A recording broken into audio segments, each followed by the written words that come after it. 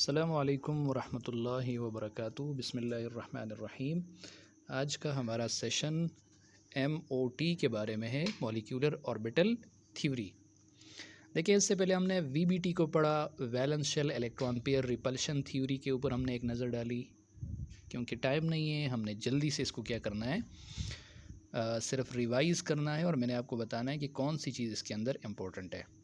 तो इसके बाद क्या है, मॉलिक्यूलर ऑर्बिटल थ्योरी। देखिए, मॉलिक्यूलर ऑर्बिटल थ्योरी के मुताबिक तमाम एटॉमिक ऑर्बिटल जो हैं वो क्या करते हैं, फॉर्मेशन ऑफ मॉलिक्यूल के अंदर, यानी मॉलिक्यूल की फॉर्मेशन में यानी बॉन्डिंग में क्या करते हैं, हिस्सा लेते हैं। वीबीटी के मुताबिक सिर्फ अनपेयर्ड इलेक्ट्रॉन रखने वाला ऑर्बिटल ही क्या कर सकता है, बॉन्डिंग बनाने में हिस्सा ले सकता है। लेकिन यहाँ पे ऐसा नहीं है, यहाँ पे हम किसको देखेंगे जी, सारे ऑर्बिटल्स को देखेंगे। ठीक है, तो अब इसमें कुछ बातें हैं जो ज़रूरी हैं, वो मैं आपको बता देता हूँ। देखें, जो भी एटॉमिक ऑर्बिटल्स आते हैं, जितने भी एटॉमिक ऑर्बिटल्स, वो आपस में क्या करते हैं, बॉन्ड बनाने के लिए ओवरलैप करते हैं। ठीक है, तो जब बॉन्ड बनाते हैं तो नए क्या बनते हैं, उनके नतीजे में मॉलिक्यूलर ऑर्बिटल्स बनते हैं। ठीक है, एटॉमिक ऑर्बिटल्स आए, आपस में बॉन्ड बनाने के लिए क्या किया, ओवरलैप किया, लीनियर कम्बिनेशन की, ठीक है, इंट्रैक्शन हुई, ओवरलैपिंग हुई, उसके नतीजे में क्या बने, मॉलिक्यूलर ऑर्बिटल्स। अब ये बात है कि जितने एटॉमिक ऑर्बिटल्स होंगे उतने ही नए क्या बनेंगे, मॉलिक्यूलर ऑर्बिटल्स बनेंगे। ठीक है, उतने ही नए क्या बनते हैं, मॉलिक्यूलर ऑर्बिटल्स। अब फॉर एग्जांपल मेरे पास दो एटॉमिक ऑर्बिटल्स आए, दोनों ने ओवरलैप किया, इंट्रैक्शन की, तो दो नए ऑर्बिटल्स बनेंगे। एक की एनर्जी होती है हाई, दूसरे की एनर्जी होती है लो।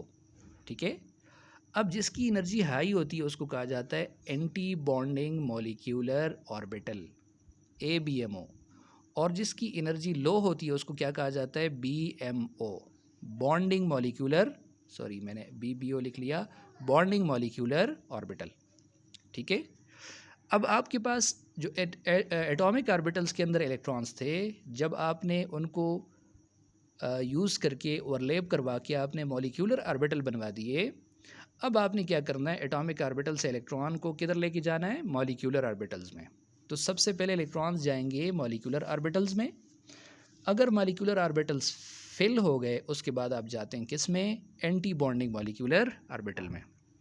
अब जो मॉलिक्यूलर ऑर्बिटल होता है उसको आप ज़ाहिर करते हैं सिग्मा से, पाई से। ठीक है, जो भी बॉन्ड बन रहा है, आपको पता है पहला बॉन्ड जो बनता है वो कौन सा बनता है, सिग्मा का बॉन्ड बनता है। उसके बाद जो भी बॉन्ड बनता है वो कौन सा होता है, पाई होता है। और जो एंटी बॉन्डिंग है उसको आप ज़ाहिर करते हैं फिर किससे जी, सिग्मा स्टार से और पाई स्टार से। ठीक है, अब जितने भी मॉलिक्यूलर ऑर्बिटल्स हैं, कहता है उनकी डेफिनेट एनर्जी होती है और उनकी रिलेटिव एनर्जीज जो हैं वो ये लिखी हुई हैं कि 1s सिग्मा जो है उसकी एनर्जी कम होती है किससे, सिग्मा स्टार से। इसी तरह उसकी कम होती है 2s वाले सिग्मा से। 2s से मुराद क्या है, अगर 1s वाला बॉन्ड बना रहा है तो उसका सिग्मा कहलाएगा 1s सिग्मा। अगर 2s ऑर्बिटल बना रहा है तो उसको कहा जाएगा 2s सिग्मा। इसी तरह ये जो है ये तो बॉन्डिंग है और ये उसका क्या है, एंटी है। px वाला जो होता है उसकी एनर्जी क्या होती है, ज़्यादा कम होती है किससे जी, उसकी एनर्जी कम होती है किससे, 2py से। क्योंकि px वाला जो है वो उसको हम कंसिडर करते हैं कि ये कौन सा बॉन्ड बनाता है, सिग्मा। तो देखें यहाँ पे आपको नज़र भी आ रहा है सिग्मा बॉन्ड। और py और pz वाले जो हैं दोनों क्या बनाते हैं, पाई ऑर्बिटल बनाते हैं। तो दोनों की एनर्जी क्या होती है, सेम होती है। इसी तरह जब यही ऑर्बिटल्स ऊपर चले जाएंगे तो ये एंटी कहलाएंगे। तो पाई ऑर्बिटल की एनर्जी जितनी यहाँ पे क्या थी, जो फ़र्क था, उतना ही ऊपर जाके क्या हो जाएगी, उसकी एनर्जी ज़्यादा हो जाएगी। इसी तरह सिग्मा की और ज़्यादा हो जाएगी। ठीक है, समझ आ गई बात की। तो इस तरतीब से हम क्या करते हैं, इलेक्ट्रॉन को रखते हैं और कौन से रूल्स को फॉलो करते हैं, ऑफ बो प्रिंसिपल को। व्हाट इज़ ऑफ बो प्रिंसिपल, ऑफ बो प्रिंसिपल हमने पढ़ा था इलेक्ट्रॉनिक कन्फिग्रेशन में। तो जिस तरह आप किसी एटम के अंदर इलेक्ट्रॉनिक कन्फिग्रेशन करवाते हैं, इसी तरह मॉलिक्यूलर ऑर्बिटल्स के अंदर भी आप क्या करवाते हैं, इलेक्ट्रॉनिक कन्फिग्रेशन। और एक ख़ास रूल्स के मुताबिक आप क्या करते हैं, इलेक्ट्रॉन को मॉलिक्यूलर ऑर्बिटल्स में फिल करते हैं, एंटर करवाते हैं। इसी तरह हंड्स रूल जो है वो भी आपने पढ़ा है। यहाँ पे इसका मतलब वही है कि एनर्जी अगर सेम है ऑर्बिटल्स की तो इलेक्ट्रॉन को पहले आपने क्या रखना है, अनपेयर्ड, उसके बाद क्या रखना है, पेयरिंग करनी है। फिर जितने सिग्मा और पाई बॉन्ड बनते हैं इनके लिए नोटेशन होती है और ये यूज्ड होती है बिल्कुल सेम उसी तरह जिस तरह वैलेंस बॉन्ड थ्योरी के अंदर आपने क्या किया था, यूज़ किया था। सिर्फ फ़र्क ये है कि यहाँ पे BMO कहलाता है और उसको कहते हैं सिग्मा और पाई, जबकि एंटी बॉन्डिंग को सिग्मा स्टार और पाई स्टार कहते हैं। सिर्फ फ़र्क ये है कि सिग्मा जो होगा वो बॉन्डिंग होगा, सिग्मा स्टार जो होगा वो एंटी बॉन्डिंग होगा। सिग्मा जो होगा वो बॉन्ड फॉर्मेशन की तरफ लेके जाएगा, सिग्मा स्टार या कोई भी एंटी जो है ना वो बॉन्ड ब्रेकिंग की तरफ लेके जाता है, उसकी एनर्जी हाई होती है। और वैसे भी ये कानून है कि जिसकी एनर्जी हाई हो, जिसके पास पावर हो, जो फसाद फैलाने वाला हो, उसको स्टार लग जाते हैं। बस ये जहन में रख लें। तो यहाँ पाई स्टार जो है वो पाई का क्या है, एंटी है। खैर ये सारी बातें हैं, ये डिटेल में पढ़ने की ज़रूरत है और अगर आपने डिटेल से ये चीज़ें पढ़ी हुई हैं तो सिर्फ इशारे से ही आपको ये बात सारी समझ में आ जानी चाहिए। फिर किसी दो एटमों के दरमियान जब ये बॉन्डिंग होती है तो उनके दरमियान कितने बॉन्ड बनते हैं, इसको रिप्रेजेंट किया जाता है बॉन्ड आर्डर से। और बॉन्ड आर्डर आप निकाल सकते हैं, कैसे निकालते हैं जी, आप देखते हैं कि बॉन्डिंग मॉलिक्यूलर ऑर्बिटल्स में कितने इलेक्ट्रॉन हैं, माइनस एंटी बॉन्डिंग में कितने हैं, डिवाइडेड बाई 2। ठीक है, यही तरीका है।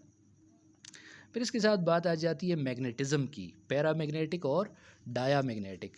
तो देखिए पैरामैग्नेटिक वो होता है जिसकी मैग्नेटिक फील्ड के साथ क्या होती है, अट्रैक्शन होती है, और डायामैग्नेटिक की क्या नहीं होती, अट्रैक्शन नहीं होती। इसके लिए आप MOT को यूज़ करके बड़े आसानी के साथ क्या कर सकते हैं, डिसाइड कर सकते हैं कि which molecule can be paramagnetic and which molecule can be diamagnetic. उसके लिए आप देखें कि किसी मॉलिक्यूलर ऑर्बिटल के जब आपने MOT डायग्राम बना दिया, अगर उसके एंटी बॉन्डिंग ऑर्बिटल में अनपेयर्ड इलेक्ट्रॉन हैं तो बस कहें ये पैरामैग्नेटिक होगा, और अगर नहीं है तो क्या होगा, डायामैग्नेटिक होगा। अब आ जाते हैं इसकी एप्लीकेशंस की तरफ, और उसमें है हाइड्रोजन बॉन्डिंग। अब देखिए हाइड्रोजन बॉन्डिंग में H2 का मॉलिक्यूल जो है, ये H2 का मॉलिक्यूल कैसे बना है, ये ऐसे बना है कि H+H मिले, H+H। अब आपको पता है H का इलेक्ट्रॉनिक कन्फिग्रेशन क्या है, 1s1, दूसरे का भी क्या होगा 1s1, यानी यहाँ पे कौन सी ओवरलैपिंग हुई है, 1s1 की ओवरलैपिंग हुई है, किसके साथ, 1s1 के साथ। तो देखें यहाँ से ये एक S1s आ गया, यहाँ से दूसरे का आ गया, दो एटॉमिक ऑर्बिटल हैं, ये भी एटॉमिक ऑर्बिटल है, लिखा हुआ है ये भी एटॉमिक ऑर्बिटल है। जब दोनों मिल गए तो दो नए क्या बनेंगे, मॉलिक्यूलर ऑर्बिटल, एक की एनर्जी लो होगी, एक की एनर्जी हाई होगी। और आपको पता है एस ऑर्बिटल के साथ कौन सी बॉन्डिंग करता है, कौन सी ओवरलैपिंग, लीनियर ओवरलैपिंग करता है, सिग्मा बॉन्ड बनाता है, तो इसको कहा जाएगा सिग्मा 1s, और इसका जो एंटी होगा उसको स्टार लग जाएगा, सिग्मा स्टार 1s। अब यहाँ पे देखें एक इलेक्ट्रॉन है, यहाँ पे एक इलेक्ट्रॉन है, टोटल 2 इलेक्ट्रॉन लेके जाने हैं। तो हंड्स रूल के मुताबिक, ऑफ बो प्रिंसिपल के मुताबिक, पहले इलेक्ट्रॉन लेके जाएं वहाँ पे जहाँ पे एनर्जी लो है। तो कहाँ एनर्जी लो है जी, तो ये नज़र आ रहा है इसकी एनर्जी लो है, तो पहला इलेक्ट्रॉन भी इधर आ जाएगा, दूसरा इलेक्ट्रॉन भी इधर आ जाएगा, और ये वाला ऑर्बिटल खाली रह जाएगा। वजह ये है कि और कोई इलेक्ट्रॉन है ही नहीं। अगर कोई इलेक्ट्रॉन होता तो वो किस में जाता, एंटी में जाता। अब आपसे कहा जाए इसके लिए बॉन्ड आर्डर निकालें, तो बॉन्ड आर्डर के लिए फार्मूला क्या था, bond order is equal to number of electron in bonding molecular orbital कितने हैं, 2 माइनस एंटी में कितने हैं, 0 डिवाइडेड बाई 2। तो 2 divided by 2 is equal to 1। तो इसका मतलब ये है हाइड्रोजन और हाइड्रोजन के दरमियान क्या होता है, सिंगल बॉन्ड।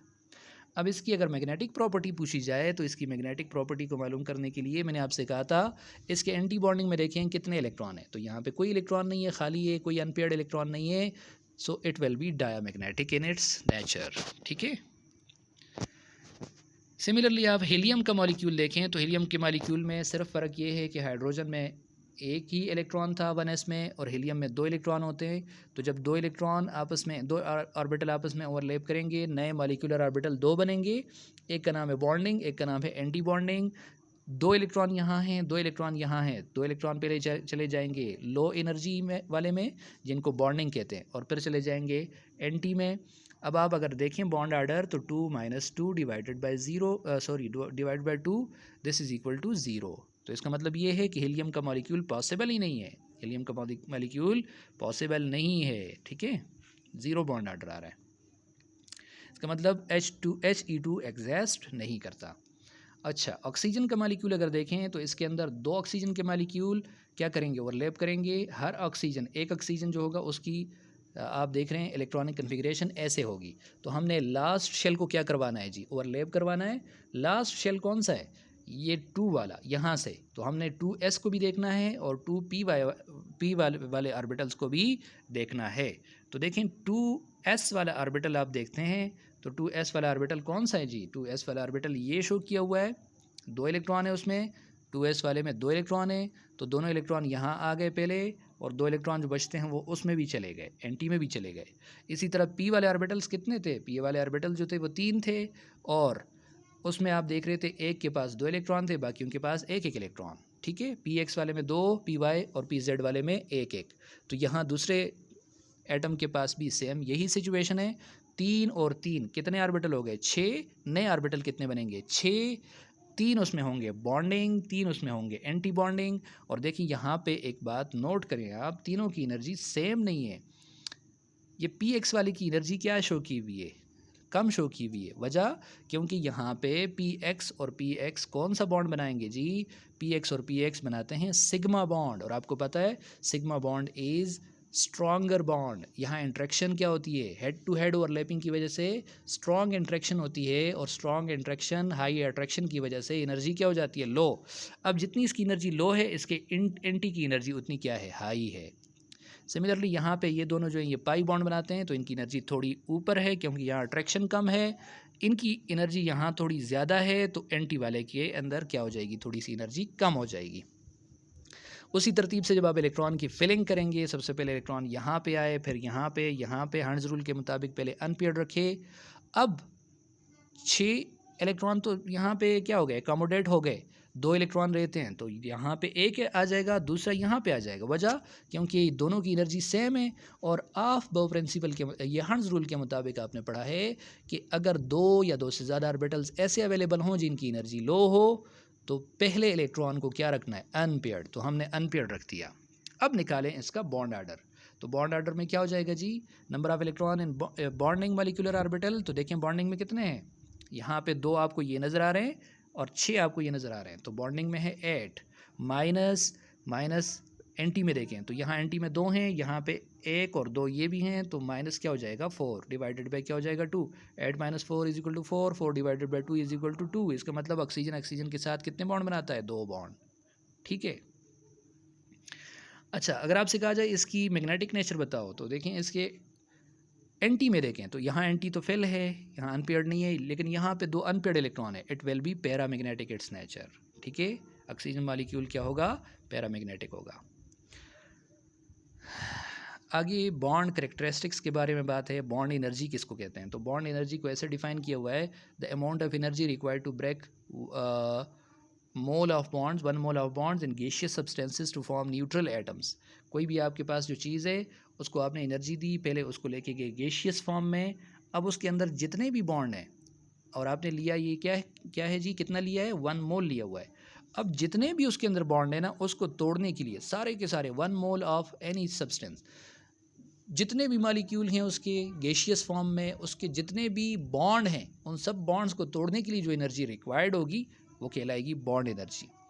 और बॉन्ड एनर्जी जो है वो स्ट्रेंथ ऑफ बॉन्ड को बताती है। जितनी ज़्यादा एनर्जी होती है उतनी ज़्यादा उसकी क्या होती है, स्ट्रेंथ होती है। और इसका यूनिट जो होता है वो क्या होता है, किलो जाउल पर मोल। इसको जहन में रख लें। इसी तरह हाइड्रोजन के मॉलिक्यूल को तोड़ने के लिए आप देखेंगे तो 436 किलो जाउल पर मोल एनर्जी रिक्वायर्ड होती है। अब एक मोल को तोड़ने के लिए इतनी एनर्जी रिक्वायर्ड है, तो एक बॉन्ड को तोड़ने के लिए कितनी एनर्जी रिक्वायर्ड होती है, तो डिवाइडेड बाय आप क्या कर लेंगे, डिवाइडेड बाय आप करें 6.023 इंटू 10⁻23। तो आपके पास इतनी एनर्जी एक मॉलिक्यूल को तोड़ने के लिए रिक्वायर्ड होगी। ठीक है। अब एक मॉलिक्यूल में कितने एटम्स होते हैं, एक मॉलिक्यूल में 2 एटम्स होते हैं। तो 2 एटमों के दरमियान एक बॉन्ड बना हुआ है, उसको तोड़ने के लिए इतनी एनर्जी है। अगर आप एक एटम के लिए फाइंड करते हैं तो इसको डिवाइडेड बाय क्या कर दें, 2 कर दें, तो आपके पास 72 का आधा कितना आता है, 36। तो 36.21 इंटू 10⁻³ किलो जाउल पर एनर्जी जो है ये एक एटम के लिए आ जाती है। ये किसके लिए आ जाती है, एक एटम के लिए। ठीक है। सिमिलरली और बहुत सी बातें इसके अंदर हैं, तो आप इसको खुद देख लें। बॉन्ड लेंथ क्या होता है जी? बॉन्ड लेंथ से मुराद ये है कि एक एटम है, उसका दूसरे के साथ बॉन्ड है, तो इसके न्यूक्लियस और इसके न्यूक्लियस के दरमियान फासला कितना है, डिस्टेंस कितना है, इसको कहा जाता है बॉन्ड लेंथ। और जितना याद रखें बॉन्ड लंबा होता जाता है, उसकी एनर्जी क्या होती जाती है? कम होती जाती है। ठीक है। और इसका यूनिट जो होता है, इसको नापा जाता है एंगस्ट्रॉम में। 1 angstrom is equal to 10⁻⁻10 metre, या नैनोमीटर में, और nanometre is equal to 10⁻⁹ metre, या इसको पिकोमीटर में नापा जाता है, और 1 picometre is equal to 10⁻12 metre. ठीक है। एग्जाम्पल दी हुई है, for example bond length carbon का कितना होता है? 154 PM, PM मीन पिकोमीटर। इसी तरह इसकी जो बॉन्ड लेंथ होती है, ठीक है, वो कितनी होती है? Cl और Cl की, क्लोरीन और क्लोरीन की, ये होती है 198 PM। तो किसकी ज़्यादा है? 198 PM ज़्यादा है, क्लोरीन का बॉन्ड लेंथ ज़्यादा है कार्बन के मुकाबले में। उसकी वजह ये है कि क्लोरीन का साइज़ क्या है? लार्ज है। खैर, और बातें भी लिखी हुई हैं साथ, तो जो अहम बातें वो मैंने आपको बता दी। आप इसको मज़ीद क्या कर सकते हैं, देख सकते हैं। आयनिक करैक्टर की बात है तो इसमें ये बातें हैं कि कोई भी एटम जो मॉलिक्यूल जो होता है, बॉन्ड जो होता है, वो 100% ना कवलेंट होता है ना आयनिक होता है। जो कवलेंट बॉन्ड है ना, जो अभी तक हम पढ़ते आ रहे हैं इस चैप्टर में, कवलेंट बॉन्ड, उस कवलेंट बॉन्ड के अंदर कुछ क्या भी होती है? उसकी आयनिक करैक्टर भी होता है उसके अंदर। ठीक है। यानी उसके अंदर कुछ पोलैरिटी होती है, और वो किसकी वजह से होती है? इलेक्ट्रोनेगेटिविटी के डिफरेंस की वजह से। किसकी वजह से? इलेक्ट्रोनेगेटिविटी के डिफरेंस की वजह से। अब देखें, इलेक्ट्रोनेगेटिविटी के डिफरेंस को मैं ज़ाहिर कर रहा हूँ डेल्टा EN से। अगर दो एटम्स के दरमियान इलेक्ट्रोनेगेटिविटी का डिफरेंस जो है, अब वो क्या है जी? यहाँ पे इसने वैल्यू लिखी हुई है, वो क्या है? लेस देन 0.4 है। 0.4 से अगर कम है तो ये बॉन्ड होता है नॉन पोलर। ये बॉन्ड क्या होता है? Non polar. ठीक है। यानी इसके ऊपर कोई पोल्स नहीं बनते, पॉजिटिव नेगेटिव चार्ज नहीं आता। फॉर एग्जांपल हाइड्रोजन और हाइड्रोजन का बॉन्ड, तो ये चूंकि सेम एटम है तो इनके दरमियान इलेक्ट्रोनेगेटिविटी का डिफरेंस तो ज़ीरो होगा, और ज़ीरो का मतलब 0.4 से कम है, तो ये क्या है? नॉन पोलर है। अगर 0.54 से ज़्यादा है और 1.7 से कम है तो ये बॉन्ड क्या होगा? पोलर होगा। फॉर एग्जांपल H और Cl के दरमियान इलेक्ट्रोनेगेटिविटी का डिफरेंस क्या होगा? 0.4 से ज़्यादा होगा, लेकिन 1.7 से कम होगा, तो यहाँ पे पोलैरिटी हो जाएगी। क्लोरीन पे नेगेटिव चार्ज, हाइड्रोजन पे पॉजिटिव चार्ज, लेकिन ये पार्शियल पॉजिटिव और पार्शियल नेगेटिव चार्ज होगा। और अगर दो एटम्स के दरमियान इलेक्ट्रोनेगेटिविटी का डिफरेंस 1.7 से ज़्यादा होगा, दिस बॉन्ड विल बी आयनिक। ये बॉन्ड क्या हो जाएगा? आयनिक। इसका मतलब ये है कि पूरे एक एटम पे पूरा पॉजिटिव चार्ज आ जाएगा, और नेक्स्ट जो उसके साथ बॉन्डेड एटम है उस पर पूरा नेगेटिव चार्ज आ जाएगा। ठीक है। इसके बाद डायपोल मोमेंट की बात आती है, तो डायपोल मोमेंट क्या होता है जी? डायपोल मोमेंट ये किसी भी मॉलिक्यूल की ऐसी प्रॉपर्टी होती है जो आप किस तरह एक्सप्रेस कर सकते हैं? इस अंदाज से। इसको एक्सप्रेस किया जाता है म्यू के अंदाज से, और म्यू किसको कहते हैं जी? Q multiply by R. What is Q? Q are the charges on the opposite poles. जो पोलर मॉलिक्यूल है ना, पोलर, तो लाजमी बात है एक उसमें नेगेटिव पोल होगा, इसमें पॉजिटिव पोल होगा। तो जितना पॉजिटिव चार्ज है या जितना नेगेटिव चार्ज है वो multiply by R. R means the distance between the two molecules, तो इसको कहा जाता है डायपोल मोमेंट। आप इसको खुद देख लें। ठीक है। जैसे HCl में ये है, तो इसका क्या होता है भाई? ये एक वेक्टर क्वांटिटी है, इसकी एक डायरेक्शन दिखाई जाती है, वो जो पॉजिटिव से किसकी तरफ होती है? नेगेटिव की तरफ। और इसका यूनिट जो है वो क्या है? डिबाई। और एक डिबाई जो होता है वो याद रखें, वो किसके बराबर होता है? 3.336 इंटू 10⁻⁻30 cm। cm से मुराद यहाँ सेंटीमीटर नहीं है, बल्कि कूलम मीटर है। कूलम C और m जो है ये क्या है? मीटर। कूलम मीटर क्यों आया? क्योंकि कूलम चार्ज के लिए है, और आर था मल्टीप्लाई बाय आर ना, तो आर किसके लिए है? एम किसके लिए? आर, मीटर डिस्टेंस के लिए। अब कैसे ये किया जाता है, इसकी एप्लीकेशंस क्या हैं, तो इसको आप देख सकते हैं ख़ुद। और यहाँ पे हमारा चैप्टर जो है वो क्या हो जाता है? कंप्लीट हो जाता है। जो इम्पोर्टेंट चीज़ें थी वो मैंने क्या करवा दी? डिस्कस कर दी। आगे जो सॉलिड्स की बात है, तो उसमें असल में मेटालिक बॉन्डिंग के ऊपर बात की है, वो इंशाल्लाह हम सॉलिड्स वाले चैप्टर में क्या करेंगे? डिस्कस करेंगे।